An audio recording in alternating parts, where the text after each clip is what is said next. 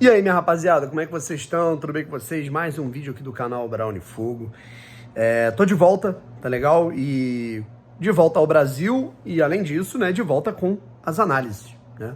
Na quarta-feira, pós-jogo, a gente já tem análise do Brownie aqui normalmente depois do jogo contra a equipe do Cuiabá, tá legal? Vamos trocar uma ideia sobre isso. Se inscreve aqui no canal, deixa o seu like, ativa o sininho para você não perder absolutamente nenhuma novidade.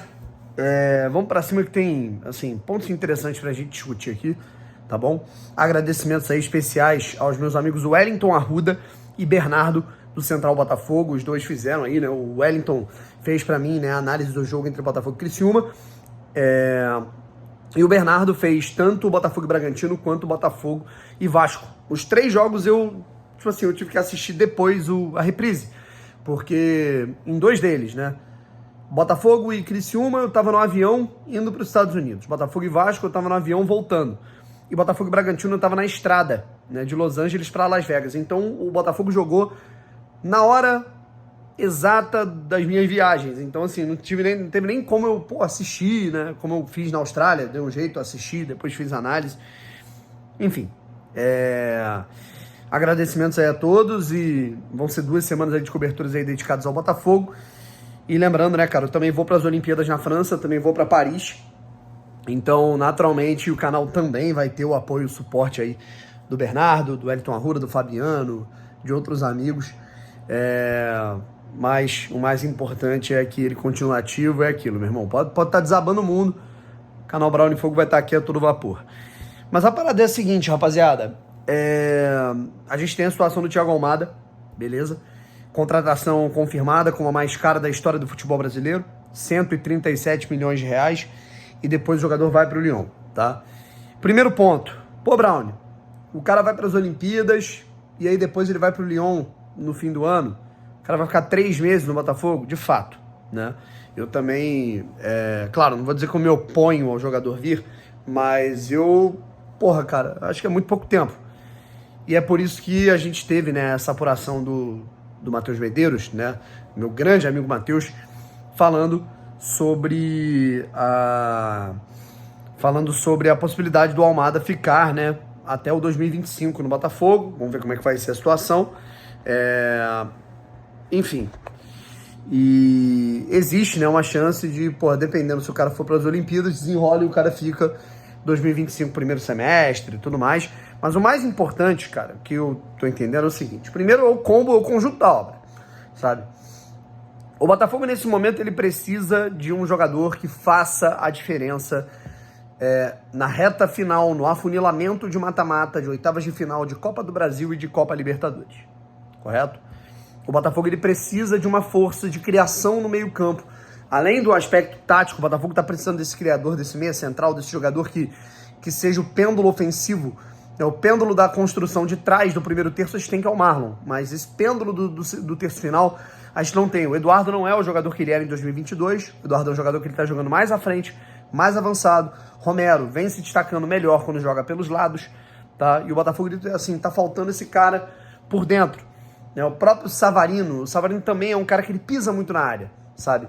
O Almada vai ser aquele jogador que ele vai, cara, articular bem, ele tem um puta chute fora da área.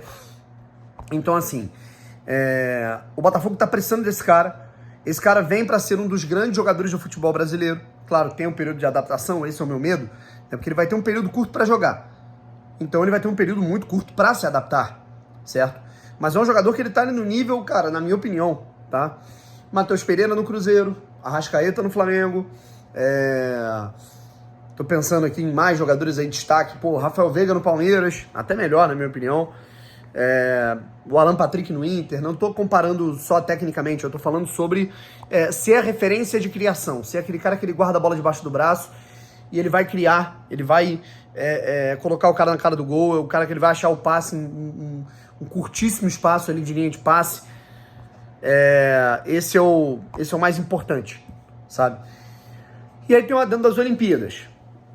O Botafogo teria a contratação do Almada, mas ele pode jogar as Olimpíadas e com isso ele ficaria, né, 20 dias ausente, 25 dias ausente do Botafogo. Nessa ele perderia jogos importantes do Campeonato Brasileiro E ele voltaria para o Botafogo, ele retornaria para jogar. A final das Olimpíadas, do futebol nas Olimpíadas, acontece bem na reta final dos Jogos Olímpicos, ali dia 11, dia 12. Já no dia 14, a gente vai ter Botafogo e Palmeiras, válido pela Copa Libertadores, no jogo de ida no estádio Newton Santos, e aí depois a gente vai ter Botafogo e Palmeiras no Allianz Parque na semana seguinte. Não tê-lo aqui treinando, se adaptando, né? É uma situação que, cara, enfim, contanto que ele pelo menos esteja nos 2 jogos, é o mais importante, tá? E a grande questão é que talvez o Almada não aceitasse vir para o futebol brasileiro e preferisse ficar ganhando dinheiro lá na MLS mesmo, onde ele é destaque, onde ele ganha muita grana, se não fosse essa oportunidade dele ir aos 23 anos para o futebol europeu. Não ia vir nenhuma oferta para ele do epicentro do futebol de grandes ligas italiana, francesa e inglesa, não fosse essa possibilidade do conglomerado de clubes do John Textor. Então, é isso. O cara vem pra cá, se destaca numa Libertadores, imagine, porra, leva a gente a um título importante e depois vai pra França, vai pra Europa. Ele fez uma escolha muito arriscada na carreira dele quando ele saiu do Vélez, que foi migrar pra MLS e não pra Europa, visando dinheiro.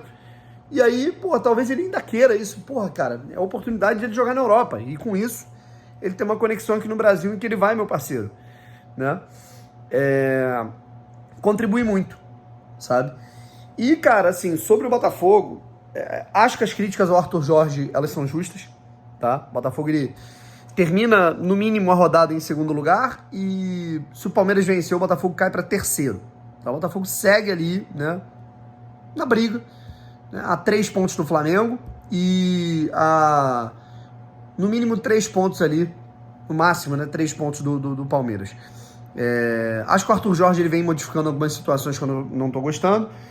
Acho que foram algumas modificações demais, assim, contra o Criciúma que prejudicaram o andamento da equipe. Acho que tivemos, contra o Bragantino, um desempenho que ele foi abaixo do que estava sendo antes, tá? Mas ganhamos, beleza. O campeonato é difícil. E contra o Vasco, no momento que o Botafogo administrava o jogo, era um jogo muito ruim para os dois lados, mas o Botafogo era melhor mesmo assim, ele trocou o meio campo todo, cara. E aí quando você troca o meio campo, uma coisa é você segurar o resultado, quando então a gente chega aos 38, 40, 45 do segundo tempo. Porra, cadê o discurso do Arthur Jorge, né, cara? Tipo, quando a gente perdeu pro Bahia, e eu falei isso aqui, porra, a gente perdeu pro Bahia, o Arthur Jorge deu de maluco, metendo Alexander Barbosa de centroavante. Concordo. Mas é um cara que ele tentou ganhar o jogo. Pô, que bom, né, que ele foi pra cima pra ganhar. Aí o Botafogo faz 1-0 contra o Vasco em São Januário, o Vasco já morto. O técnico dos caras deu um presente pra gente, tirando o Payet. O Vasco não tava criando nada. Você modifica o meio-campo inteiro. Muda o meio-campo todo para jogadores que estão sem ritmo. O Patrick de Paula, Cauê. E aí, porra, cara, a gente toma um gol justamente na perda desse pé de ferro no meio-campo. Sabe? Perdendo bolas bobas no meio-campo, entregando a bola pro Vasco. Enfim. Mas estamos aí ainda. O Botafogo segue na briga.